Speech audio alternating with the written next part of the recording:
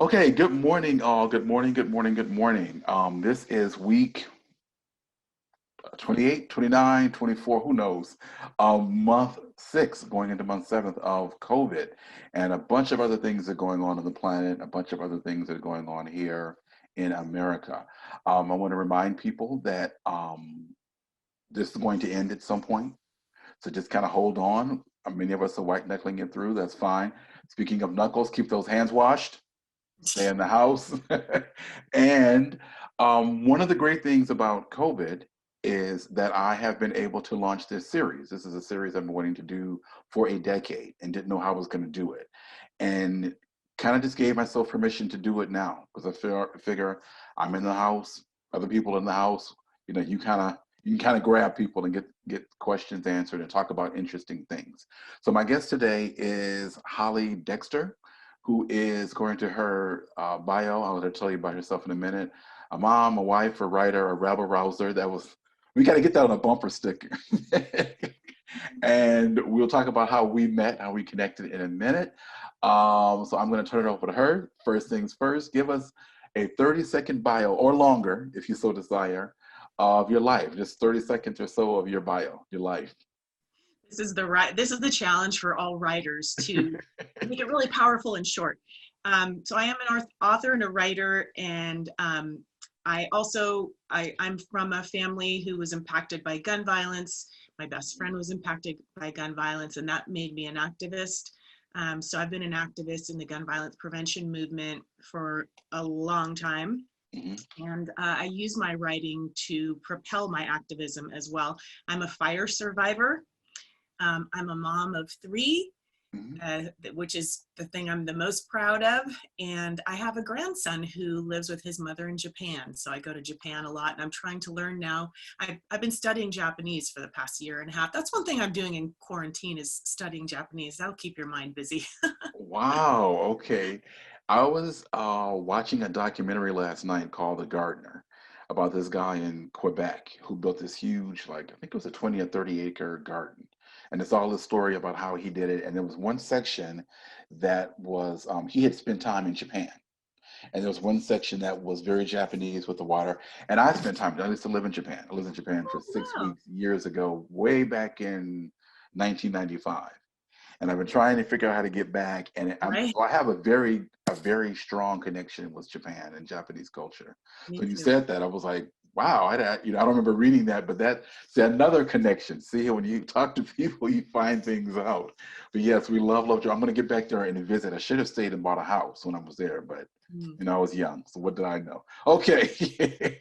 So covered a lot of things. I definitely want to get back to the gun violence, and I want to talk about that because that was we have a mutual, as I used to say, as Bell Hooks and Cornell West used to say, we have a mutual ally in the struggle, whose name is Marquise Olison, and I met him last May, so May of 2019, at at an LA gang prevention conference. Mm. And we ended up in the same breakout room. And when it was over, we ended up talking for like an hour. And then we just kind of kept in contact. And then I asked him to do the show, and he did it. And we were talking about gun violence, and we're talking about moms demand action and all that. And he mentioned your name. So that's how we met, because he's like, you should call it, you should talk to this person. She's connected with that. So I want to talk to you a little bit about what are you most excited about now. I know you mentioned your grandson living in Japan and learning Japanese. That might be a good segue. What are you most excited about right now? Well, I have to say that I obviously, like a lot of people, am experiencing a lot of fear and anxiety Hmm. right now. But what I'm most excited about is that some of the greatest changes in our country and in our culture have come out of the darkest times. Hmm. And I'm excited to see, I think because everybody's been holed up at home and they don't have all their regular distractions that we usually Hmm. have, that this time, because I've been involved with Black Lives Matter, going back to the whole Trayvon Martin thing. Most people didn't have their eyes open to it. And I did a couple of marches here in LA, and I could not believe all the new people, i.e. white people, that had been brought to the march. I mean, I actually went on a march that I think it was like 90% white people, you know? And to me, that's really exciting because maybe, you know, when we can get everybody on board and everybody's Mhm. eyes up, and maybe there's really going to be some change. And eyes also being open to all of the gun violence victims in the Black community that have sort of been glossed over throughout, you know, Newtown and Mhm. some of these other, you know, horrific mass shootings. So I'm excited for what that will do for the movement, the gun violence prevention Mhm. movement. Um, and I'm also excited to see some of the creativity that will come out of this time, I think. Okay. Wow, that's a different spin on it. I'm glad that you said that. Yeah, I think a lot of times I'm always the older I get, and I'm 52 now. The older that I get, I'm always shocked at how dark we can go as Mm, a race, as a human race, as a community. I'm always shocked at how dark we can go, and then I'm always equally as shocked and pleasantly surprised as how bright we can be. Like when we decide to be light and loving and compassionate, like it always it kind of messes with my head sometimes because I know what we're capable of. I know what we've done. I know what we can do. So it's always this kind of like, okay, come on, folks, we we gotta move. We gotta let this stuff go and do something different. So yeah, I'm glad that you said that. It's a very different spin on what's going on now, with the hope that, yeah, with all the darkness, something really great will come out of this. Like hopefully people will. There'll be. I have a very sweet cousin who is. He probably doesn't want me to say this, but he's a cop. He doesn't want me to say he's sweet because he's a cop and a detective in Dallas, Texas. And I was visiting him a year ago, last September, and he said something very interesting to me with a car going, I think, to see his mom, my aunt, and he said something about what people needed was more love in their hearts or a change of heart. And to hear that from a cop, from a mm, family member who I used to babysit, and it's just kind of like, oh wow, where did that come from? Like, are you sharing this with your other cop buddies? Are you like yeah, keeping it here? And it always amazes me what we're capable of on both ends of the spectrum. So yeah. I'm glad that you articulated that because I haven't been able to say that in a decade. So I'm glad that you were able to articulate that. Let me ask you about um, so I'm going to come back to gun violence in a moment. I want to talk about some of your writing. Okay. So, is it Shame at the Prom? It's called Dancing at the Shame Prom. And Dancing at the Shame Prom. Okay. yeah, 26 women who were singers, writers, activists, you know, all different walks of life. Mhm. And we convinced them to tell their deepest shame story and Okay. how that created who they are today and how they turned that shame upside Mhm. down and let it become their strength. Okay. Where they, you know, maybe they were disempowered as a woman through sexual abuse, or and they turned it around to help other women escape. You know, these Mhm. types of stories. There are funny stories in there. There are shocking stories, stories of hoarding, of drug abuse, of, you know, all kinds of, you know, eating disorders, you know, Mhm. things that people don't talk about.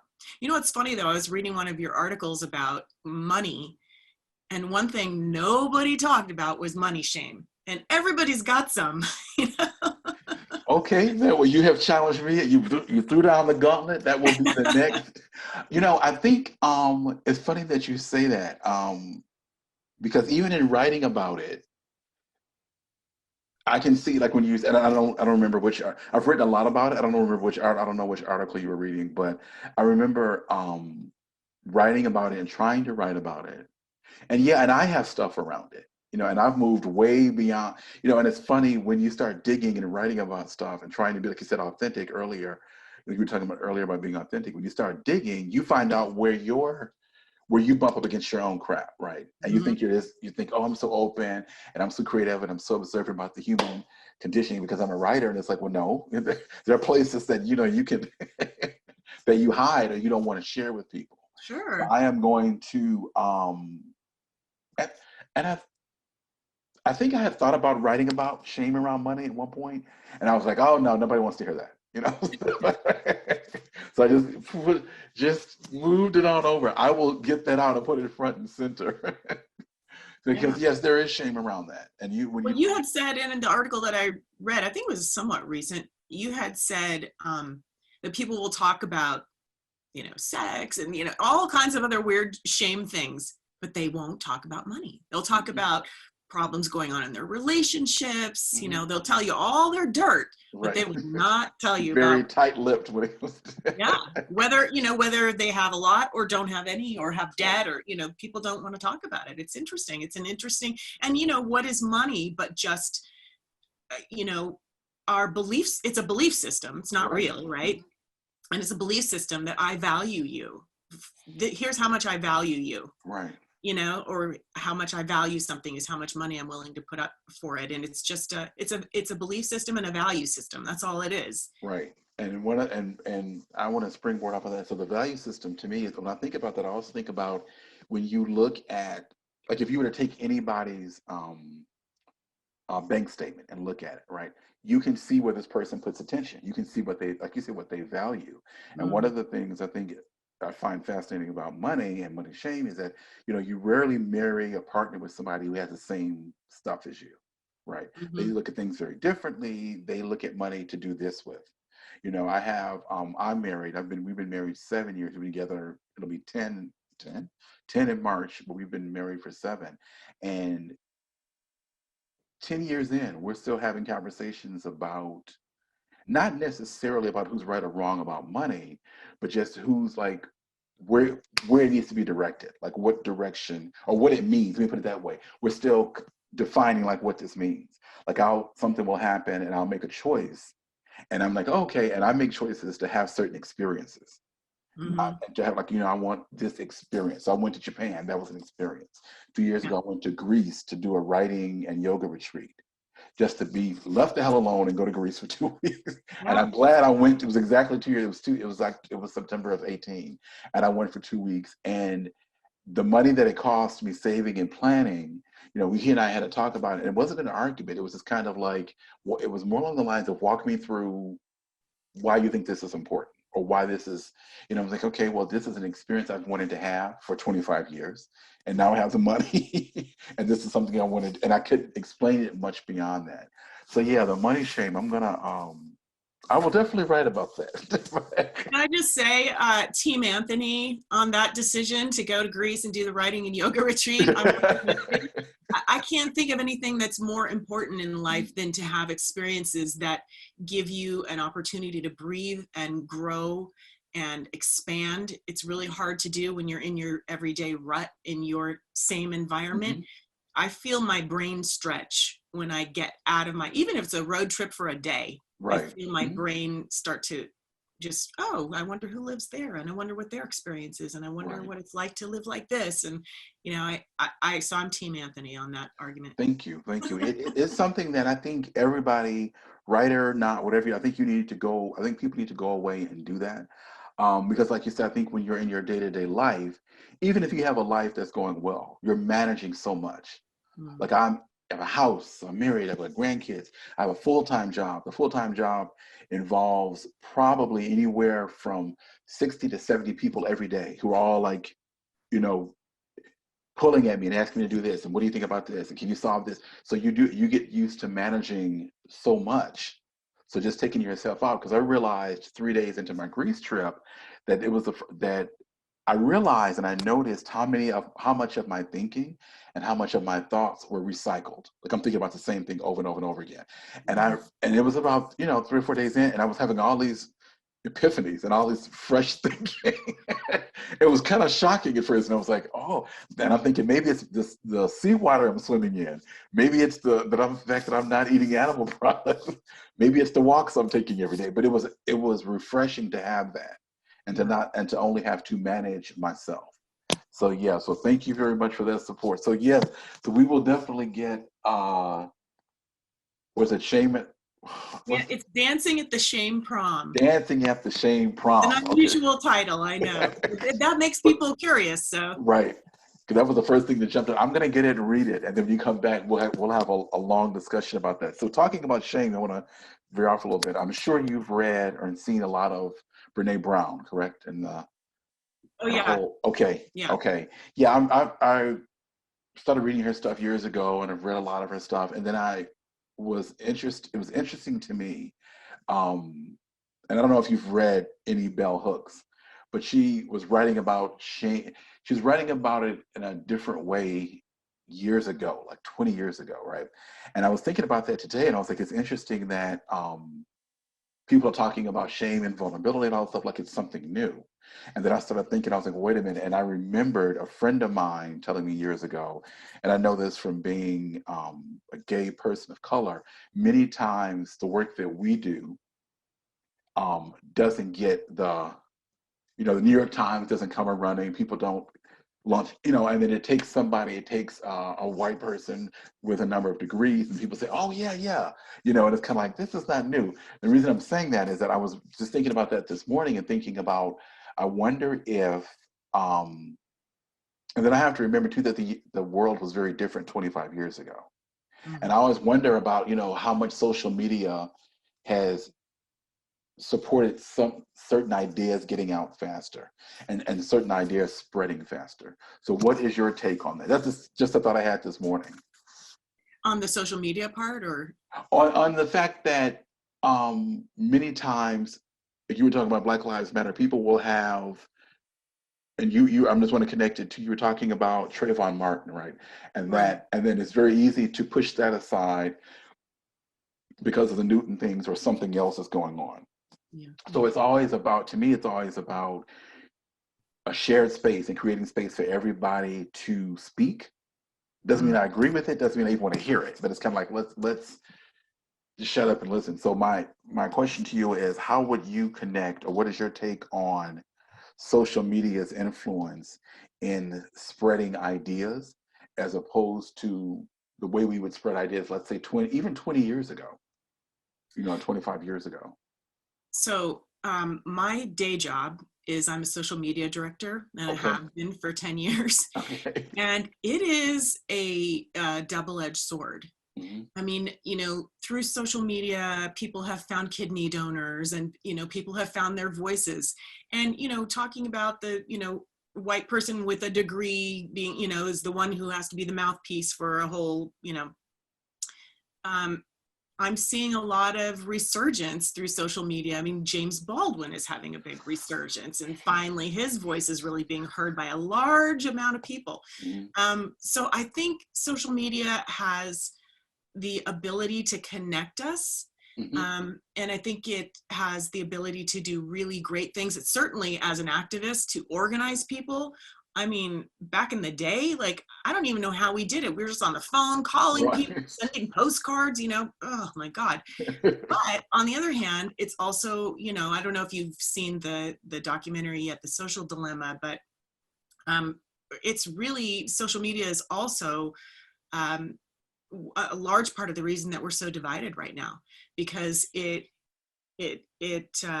culminates, certain types of belief systems, and it goes, Hmm. oh, if this person loves guns, then let's send Come them all here. this Right. NRA stuff. And, Right. oh, if this person always reads NPR articles, let's send them this, you know what Hmm. I mean? And so you only are seeing like your own echo chamber. I'm sure you've heard a lot of Yeah. that. And so, um, yeah, it's a double-edged sword, and I am struggling mightily with that because I do social media marketing for a really large food service company, and Hmm. also for a lot of the activist organizations that I've been involved with in the gun violence prevention movement. So I feel like I can do a lot of good through social Hmm. media, through my activism, and food is a pretty I feel good about the work I'm doing with food. Also, social media manipulates people, Right. so it's uh, I'm Right. having anxiety. And that says it all. Yeah, Ah, yeah, yeah. I think like I said earlier, it can go. it can be used for good or evil, right? Or good or Yeah. bad, however you want to look at I it. mean, like anything really, Right, money, like right. fame, you know. Yeah, but it just I was thinking about that this morning about, I wonder if um because, 20 years ago there was no YouTube. I remember when YouTube started 25 years ago. I remember when the internet started, and this is interesting to me. I'm always interested in ideas and how people think, and it's interesting to me how much information I was able to take in and learn by just reading books. Like I remember going to the bookstore and buying Bell Hooks books, going to the bookstore and buying everything James Baldwin had ever written. Because I was obsessed when I was 23. I started reading everything. So I spent a whole year just reading nothing but James Baldwin. And it's kind of like, and I can't tell you the last time I actually went to a bookstore and sat down and There are okay. none. Yeah, we've got one that's holding on here in Long Beach. They got one. We have there's a Barnes and Noble that's in Marina Pacifica, and it's keeping up the good fight. But yeah, that's the only one I've seen in Yeah, 12 years that I've lived here in California. It's the only it's one. so The other depressing. one, yeah, the one or two other ones that were around are gone. So yeah, so I'm always so then I look at all of that and I look at everything in terms of people having access to information. What does it mean when you can make a click here or a click there and find something out? And then how does that affect people's ability to connect with each other? Because you Mm. can be behind your keyboard forever spewing your brilliance and never have to like really, lock horns with anybody and explain anything or your positions. Just a thought, just thought I would throw that out. Yeah, the other thing Okay. about social media too is people are just grabbing a little piece of an idea.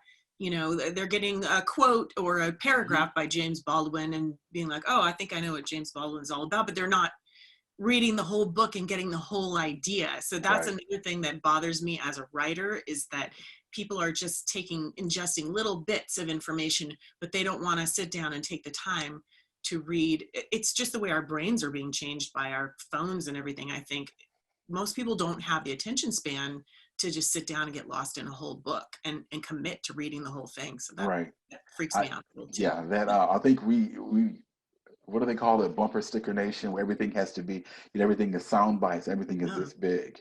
And it's kind of like any of you, if you and I've heard people say things based on this little tiny bit of information and they rally behind somebody or they don't based on this one thing.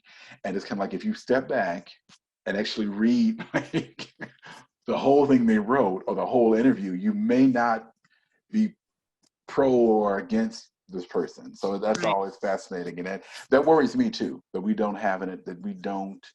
I work with young people and the attention span, and like even with my grandkids, trying to get them to. Yeah. There are things I just take for granted. That they don't even teach in schools anymore. Like Yeah. how to read a clock. Right. What do you mean you don't know how to read a clock? I'm like, look up there and tell me what time it is. Right. Because So everything's digital and it's on their yeah. phone. Why do they need to? Yeah. I know. Okay, so we're gonna change all of this, Holly. Okay, I'm gonna move into let's talk about before we get to lily pads, let's talk about the red hats. That was entertaining and disturbing on a lot of levels. I was reading that, I was like, ooh, and I was reading the conversation you were having with this person, and I thought to myself, reading it, um, that would make a really wonderful 1 minute, 2 minute documentary that Mm. just sums up a whole lot. And I think that's why I was very moved and disturbed and entertained by it. It said so much, it was short and it said a lot. So tell us a little bit about the red hats, the blog post that you wrote about red hats. So this was in the olden times before quarantine. So last year, um, I was with my son, who at the time was, I think, 13, and my youngest, and we were in Home Goods. And I saw this woman and her son, the same age, pushing around a shopping cart, and they're wearing their MAGA hats, and they were all proud and stomping around. I don't know. And I looked around the store. I live in LA. It's a Mm-hmm, very diverse population. mm-hmm, Um, and I looked around the store, and I would say 80% of the people in that store were probably going to be affected in a major way by Trump's racism, xenophobia, the border wall, all of that. And I just saw this woman, just strutting around like she owned the place. And you know, I couldn't keep my mouth shut, which is one of my traits. And I didn't want to be a jerk. I didn't want to attack her, but so what I did is I just walked up and I was polite and I said, "Excuse me." And she was like, "Yes." She didn't, and I said, why are you wearing those hats in here? And she said, "Because we support Donald Trump and we're proud and blah, blah, blah, blah." And I said, "But do you realize that," I said, "take a look around this store. Do you realize like most of the people in the store are being negatively affected?" And it just turned into a talking points thing, and her, and I said, "Don't you care how that might make people feel threatened to see you wearing that hat?" And she said, "Well, nobody said anything." I said, "Well, what can they say? I mean, they might be, just because they're not saying something, it doesn't mean they're not feeling something. I'm saying something." And you know what? I felt like it was my responsibility as a white lady to talk to the other white lady. You know what I'm saying? Like, I felt like she would stop and hear it from me.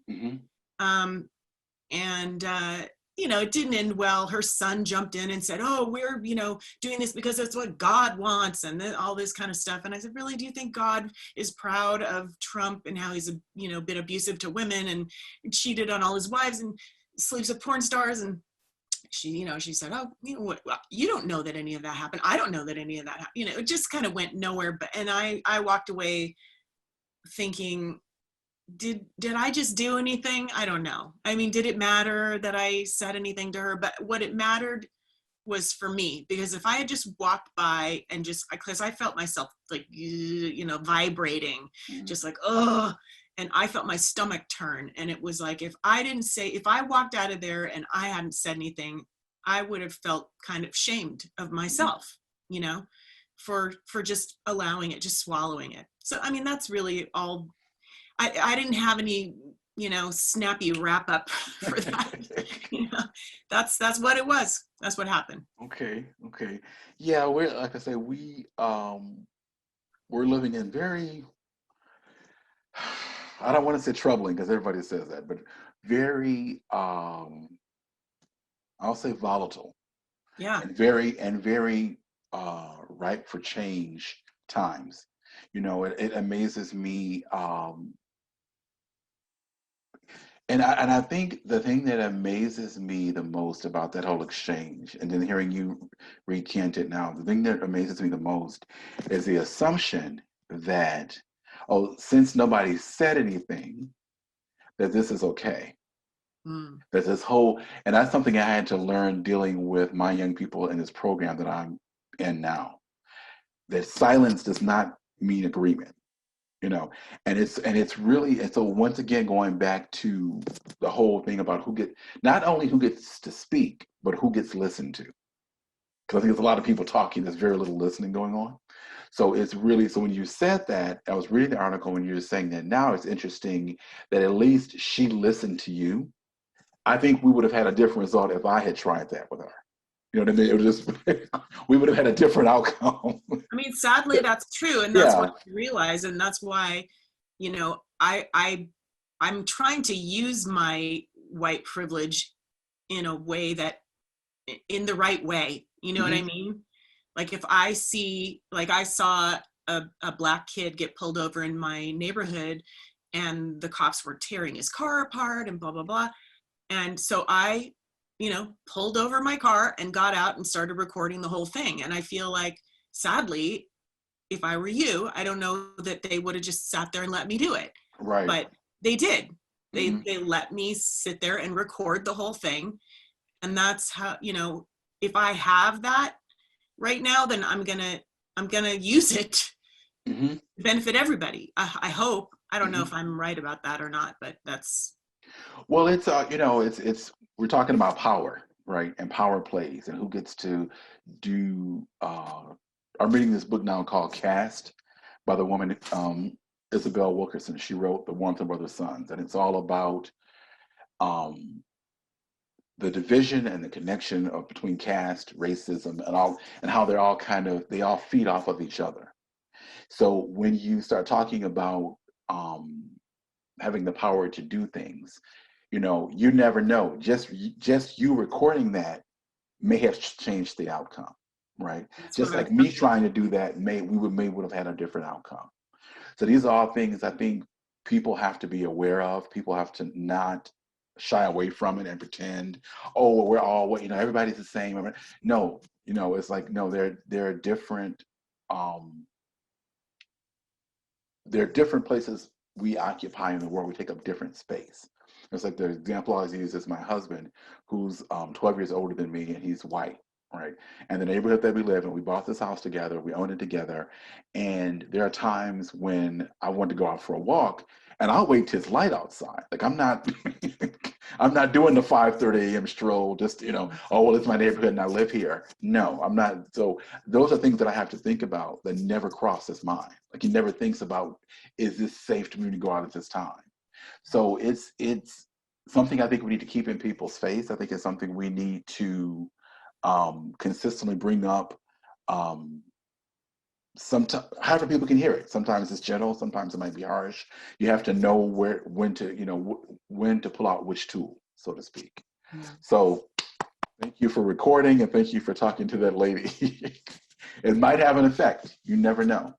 You never, ever, ever know. Okay, so let's swing the other way, and let's talk about lily pads. So tell me about lily pads. So this is something I realized. So little tiny moments of hope Mhm. that pop up in my life that I try to be hyper aware of are what I call my lily pad moments, because you know, you're in the lily pads bloom in the darkest muck of the pond, Mhm. and in the sludge, and the water's dark. And a lot of times, you know, metaphorically, that's how, you know, I've been in those periods of life where it felt like I was about to drown in some really dark water. And I just either looked for those tiny moments, those lily pad moments, or I tried to create them myself, because I feel like the only way I've gotten out of darkness is to just, like, I'm the little frog that's just hopping from one lily pad Mhm. to the next, because you can't like propel yourself through dark times, or you know, or try to get through it faster or easier, or take some, you know, take some Mhm. shortcut, you know. Some people medicate themselves through it, you know, and I tried not to do that. You know, I drank too much wine, you know, Mhm. and I have definitely done that during the past 4 years. But what I try to do is create those lily pad moments as much as I can. And I discovered that I said earlier that I'm a fire survivor. So my family was, this is years ago, but we were trapped in a burning house, second story, had to jump out of second story windows onto cement with our 4-year-old baby, Mhm. and you know, lost everything, wasn't insured for anything, completely had to start our lives over from square one. And what tragedy and we were injured and everything else, it was a nightmare. And what tragedy does is it sort of breaks open the fault lines of anything else from the past that you hadn't dealt with yet. It's like all the demons come out and go, Mhm. "Ooh, it's a hoedown. Let's all Right. dance," you know. And so, you know, I can laugh about it now, but it was a very, very dark time in my life. We were homeless, we were Mhm. penniless, we had lost our standing in the world. We both had home-based businesses that burned down, so we lost our jobs. I mean, everything, and we had 2 little kids. Um, and so I really sunk into suicidal depression, and I had to I got, luckily somebody was willing to give me pro bono therapy through the Red Cross. And so years later, I wrote about this in my memoir. It's called Fire Season. And that's the metaphor for that whole season of my life where Mhm. everything was burning down, it felt like. And so when I went to write about it, I realized, like, how did it, because people would always say, how did you get through that time? And I realized how I got through that time. As I was recalling it and reading my old journals, I had thought this was the worst time of my life. But then I was like, oh, I forgot that when our power was shut off, and you know, we didn't have the money to get the lights turned back on, we made up this fun game for our kids. We went out in the back and we camped and we set up a tent and we roasted marshmallows and we turned it into a positive, you know. And Mhm. you know, like times when I couldn't afford to buy groceries and we'd be like, kids, we're having pancakes for dinner day. Woo, crazy mixed up backwards day. We'd call it, and they loved it, you know? And Hmm. so I forgot that we had done those things just Hmm. to try to keep our children's spirits up. Right. And so that's what I'm doing now through this really dark period, as much as humanly possible. And there are also days that I completely sink, to be totally honest, you know? I understand. Wow. Okay. We gotta put that in a little bottle or something, and people can put it in their smoothies.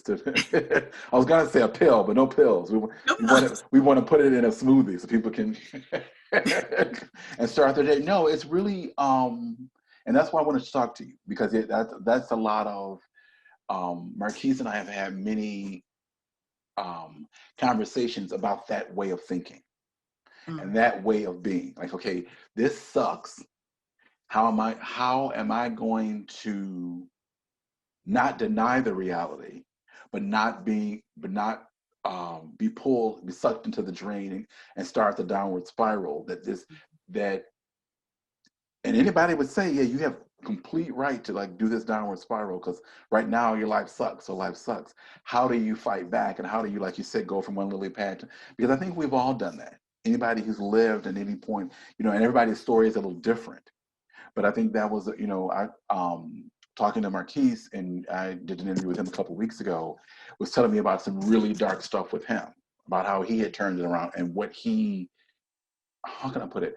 Like you, what he chose to focus on, even in the midst of it, even when you're in the middle of it, and everything around you is doing the whole Wizard of Oz, and it's like this whirling dervish, and you're like, okay, I'm going to focus on this one thing. So right now, we're focusing on making pancakes because right now, that's what. No, I mean, many times that's all you can do, right? You have to find one little thing, and what people don't realize is that that one thing can lead to the next thing if you allow it. If you're fully present for that one, for just to make, okay, if the goal is to make pancakes and make sure that my kids are happy for this meal, okay, we've done that. And that's something that, okay, I created. What can I do next? So yeah, it's very, that's inspiring that you kept that going. So I would say write a book, but you've already written a book about it. I have to read it. So I that story needs a book, and it's like you've already done a book. As an artist and as a creative, and as a person who writes and does activism work, how do you figure out, because you're not single and by yourself, you've got 3 kids and a partner, how do you find time to do the other stuff? And how do you I'll just leave it there. So how do you find time to do all of those things? I cram things into every little nook and cranny, like I wrote Fire Season while my son was in preschool for 3 hours a day. Those were my 3 hours. And during those 3 hours a day, that's all I had. So I didn't care if the cat puked up hairballs on the carpet. I didn't care if the phone was ringing or, somebody was knocking on the front door. I shut it down. I actually went into my basement and just like shut myself off and did those 3 hours a day. And I was going back through my journals of the worst, most depressed time of my life and reading, like, oh God, and I'd be crying and writing, and then it's like, oh, 12 o'clock. So, go pick up your kid and be cheerful. Right. So I have a friend who wrote an entire book sitting in her car in the, at carpool lane, waiting to Oh pick up wow. her Okay. kid. It'd be like Okay. a 30-minute line every day, every morning, every night. She'd just sit there with her laptop, you do what you can, Yeah. and if I'm not creative, I get really depressed. Okay. And if I don't do activism work, I feel Mhm. hopeless and powerless and like a victim. So I find ways to do it. Okay. I'm organizing an event this week, a Get Out the Vote event. I'm working full time. I'm 2/3 into the way of writing a novel, and I've got a kid that's homeschooling. So I mean, Wow. online Okay. schooling. So it's a lot, but I One thing I'm not doing is going anywhere. So Right. I don't have any big events to attend or anything Right. like that. So that helps, you know. Okay, okay. So basically, you the secret, and it is no secret, and that's what I tell people all the time. The secret is you make time for it. You just get it done. You You just make it a priority and a yeah, must. you force it. And I, you know, like as far as like getting my book done, it's not moving as fast as I want. And you know what, it's I'm doing what I can do. Hmm. And you know, when I have those moments where I've got a couple of hours, I use what I call the ass in chair method. Oh yeah, yeah. And sit down and just let your characters start having a conversation. Let them talk for a couple hours. Hmm. What, even if it's garbage, you know, that comes out, at least I sat my ass in the chair and I And did. I have a writing teacher who used to tell us way back in 1998. Oh, the olden times. Yes, you said it was 98 that all writing is rewriting. Sit Yeah. down, get it out, vomit all over the page, the keyboard, get everything out. You can always go back and change it. You can always go back and edit. And with all these programs that we have for writing, yeah, you can always go back. And I just wrote a grant that got funded. Thank you very much. That's Um, that's uh, big. yeah, $25,000. Woo! It was my first one, and I wrote it, and I thought I was gonna die. I was writing it, and it was on a Google Doc, and you could keep going back and making changes. So my executive directors would come in after me and say, okay, what about this? What about this? Have you thought about this? I was constantly, and so what it taught me was that a couple of things like when people are giving you money, they want to know what you're going to do with it. That's the Mhm. first thing. And the other thing is freaking relax because the writing, nothing is set in stone. You can go back, you can make changes. You can, if somebody looks at something and says, have you thought about this? No, I haven't. I will go in, I'll take this sentence out and add another. And I think if artists and people who aren't artists could just get that, then most of life is really not that serious. I mean, you can go back, you get a quote unquote a do-over. Like Mhm. you don't have to collapse and have a breakdown because the sentence is incorrect. It's like, okay, well, you go back and fix it, or not. That may be the one that pushes you over the top. Yeah. Okay, uh, so here's my request: is that we come back and do this again. And I just want to talk about the book, I love dancing at that. dancing at the shame prom. Yes, so because I think it's a brilliant title. So I want to come back. My request is that you come back and join us, and we do this again. Love to. Okay, thank you. So we're going to close up with a couple of different things. The first thing is, what is your hope for humanity? Oh, If you want to leave us one. that we freaking evolve and stop living in our lizard brains. You know, Whoa. God, I would just love to see people evolve above tribalism, which is Mm. that's in that part of our Mm-hmm. lizard brain, you know, be afraid of anything that's different, you know. Right. God, I would just love to see us evolve, and I hope that can happen. My greatest hope for humanity is that what's happening right now was the pendulum swinging and it's going to start coming back right now. Mm-hmm. That's what I hope, because I can't imagine it going any further where it's going, you know. Okay. So you know, Okay. kindness, peace and That's kindness, a yeah. my That's hope. okay. Peace and kindness and evolution for humanity. Good. Let's put that out there, and it's hopefully the right people will see this, which they will.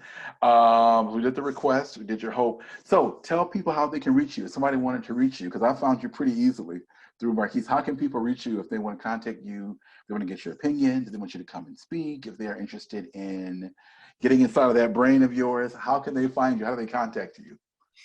So you can always find me through my website. It's hollydexter.net. My name is spelled weird. I was born in the 60s. What can I tell you? It's HOLLYE Dexter.net.